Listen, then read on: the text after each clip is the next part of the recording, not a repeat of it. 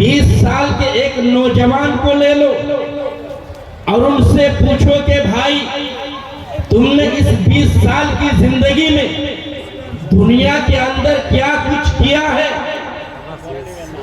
जो तुम्हारे जिंदगी में एक ऐसा मिजाज बना दिया जाए। तुमने जो 20 साल जिंदगी गुजारी है, तुम्हारी जिंदगी को लिखा जाए। तुमने जो 30 साल जिंदगी गुजारी है, तुम्हारी जिंदगी की किताब छपी जाए। तुमने जो 50 साल गुजारी है, तुम्हारी जिंदगी को हम लिखना चाहते हैं। तुमने जो 70 साल, 80 साल, 100 साल दुनिया में जिंदगी को गुजारा है, बताओ तुमने इस दुनिया के अंदर नेक काम क्या क्या किया है, उसको लिखा जाए। है कोई ऐसा? है जिसकी किताब लिखी जाए, जिसकी हिस्ट्री लिखी जाए, जिसकी अच्छाइयों को लिखा जाए? कोई नहीं है। इस पूरे ग्राउंड में, पूरे स्टेज में मेला को ले लो, जितने लोग आए, जितने गए, सबको ले लो।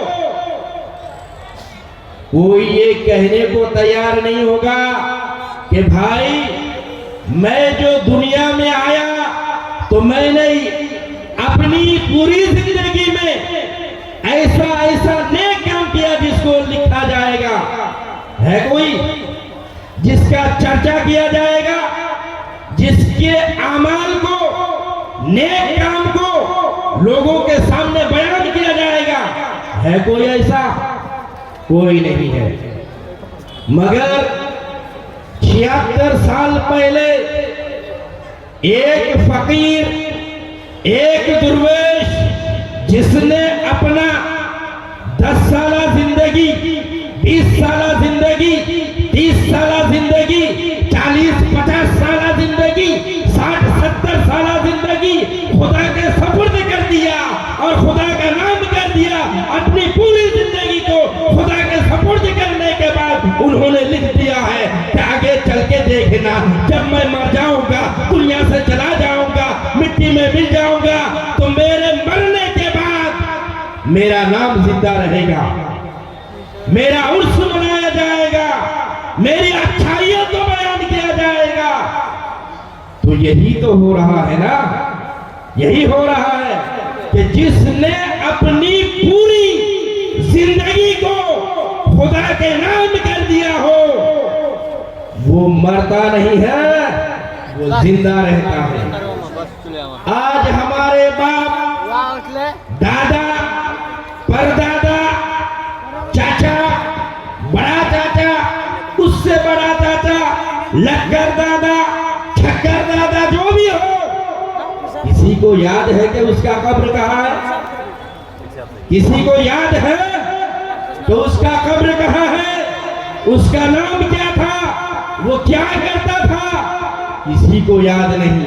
मगर जो इंसान राहे खुदा में मर जाता है, खुदा की याद में मर जाता है, खुदा की इबादत में मर जाता है, अल्लाह व रसूल की बताए हुए बातों पर अमल करके मर जाता है, वो मरता नहीं है।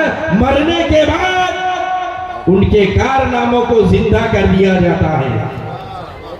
मरने के बाद उसकी निशानियां कब्र की तरह नहीं, बल्कि मजार की तरह आवाम के सामने नुमाया कर दिया जाता है कि देखो, चाहे वो फकीर हो, चाहे वो गरीब हो, चाहे वो यतीम हो, चाहे वो लंगड़ा हो, चाहे वो लूला हो, अगर खुदा की याद में मर जाए तो खुदा उसको बुलंद कर देता है, खुदा उसका मकाम ऊंचा कर देता है।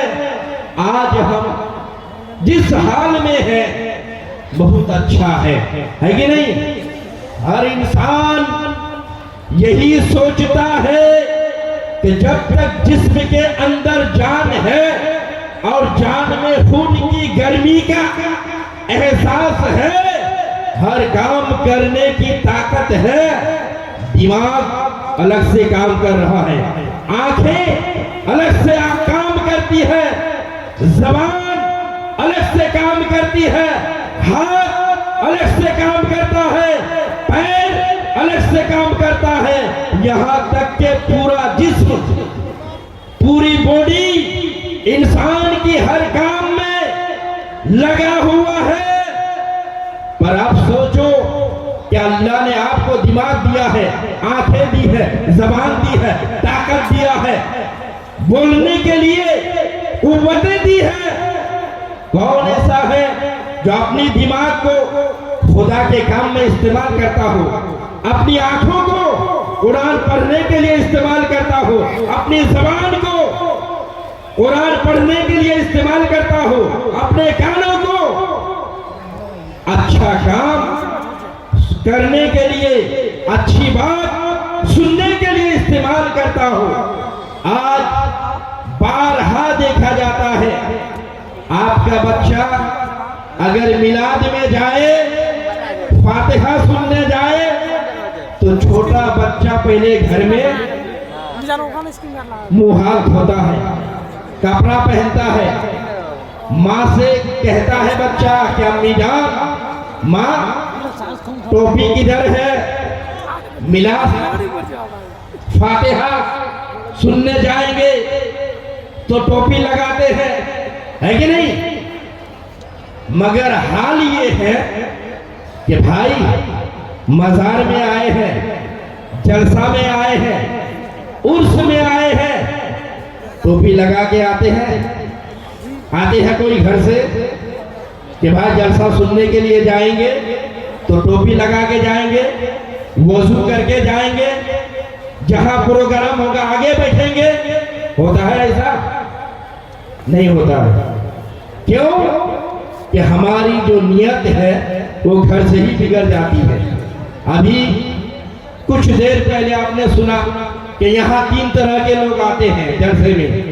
एक वो इंसान जिसकी नियत अच्छी हो, जिसकी नियत अच्छी हो तो वो घर से यही नियत करके आते हैं, दरगाह पे जाएंगे, मजार पे जाएंगे, उर्स में जाएंगे, सबसे पहले अच्छी तरह वजू करेंगे, फातिहा पढ़ेंगे, स्टेज में बैठेंगे, उलमा की बात सुनेंगे, जिक्र अस्कार सुनेंगे, अल्लाह रसूल की बात सुनेंगे, तो उसकी नियत अच्छी हो, वजू किया, फातिहा पढ़ा, नमाजें पढ़ी, वजू करके आगे आके बैठा, तो अब बताओ कि वो आदमी कभी खराब होगा? उसको सवाब मिलेगा कि नहीं? जब तक बैठे रहेगा, जब तक स्टेज में बैठे रहेगा, उसके लिए फरिश्ते भी दुआएं करेगा, ऐ परवरदिगार, एक जगह जहां तेरा जिक्र हो रहा था, तेरे रसूल का जिक्र हो रहा था, वहां एक बंदा गया, अच्छी तरह से वजू किया, फातिहा पढ़ा, तेरा जिक्र हो रहा था, मैं जिनके सामने बैठा था, तेरी बातें सुन रहा था, कुरान की बातें सुन रहा था, हदीस की बातें सुन रहा था। अल्लाह फरमाएगा, ऐ फरिश्तों सुनो, गवाह हो जाओ, गवाह हो जाओ, क्या ऐसा ही वो बंदा कर रहा था? फरिश्ते कहेगा, परवरदिगार इसमें कोई शक नहीं, हजारों लोग आए, लाखों लोग आए, 50,000 लोग आए, मगर उसमें से एक ही बंदा है, एक ही बंदा है जो तेरा जिक्र सुनने की नियत से, तेरी बात सुनने की नियत से, तेरे वली के बारगाह में अच्छी तरह से हाजिरी दिया, तेरी बात सुनने के लिए बैठा, तो परवरदिगार फरमाएगा, ऐ फरिश्तों, क्या ये बात हक है? तो फरिश्ता कहेगा, परवरदिगार ये हक है, सच है, हमने देखा है। अल्लाह कहेगा कि जा, मैंने उस बंदे के सदक़े में, उस मजलिस में जितने आदमी उसके साथ बैठा था और उस वली के सदक़े में मैंने उसके तमाम को बख्श दिया है। कितनी बड़ी बात है कि अगर कोई अल्लाह के वली के दरबार में आकर फातिहा पढ़ के उसकी मजलिस में बैठ जाए, उस एक आदमी की वजह से और उनके साथ बैठने की वजह से सारे आदमियों को अल्लाह बख्श देता है। सुभान अल्लाह। आज हम जलसा सुनने आते हैं, है ना, और सुनते हैं दुकानों में घूम घूम कर सुनते हैं, जलसा सुनने आते हैं, गुटखा खाते हैं और थूकते हैं लोगों के ऊपर, जलसा सुनते हैं, है कि नहीं? ना सर पे टोपी है। देखो पूरे 1, 2, 3, 4 घंटे तक मार्केट में मेला में घूमते रहता है। कोई फायदा होगा उसको? क्या होगा? उल्टा आंखों का जिना, उसकी जो आंखें हैं गुनाहों में मुलविस हो जाता है, गुनाह ही गुनाह करता है। दुनिया के अंदर सबसे पहला जो गुनाह का काम है वो ये आंख करती है। आंख, अंधा को क्या पता कि भाई कौन क्या कर रहा है कि नहीं? एक अंधा को जिसको दिखाई नहीं देता उसको क्या पता कि कौन क्या कर रहा है?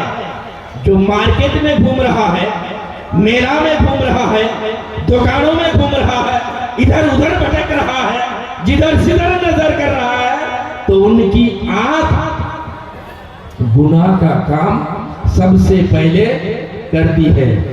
अल्लाह तबारक व तआला की बारगाह में दुआ है कि परवरदिगार ऐसे लोगों को हिदायत अता फरमाए।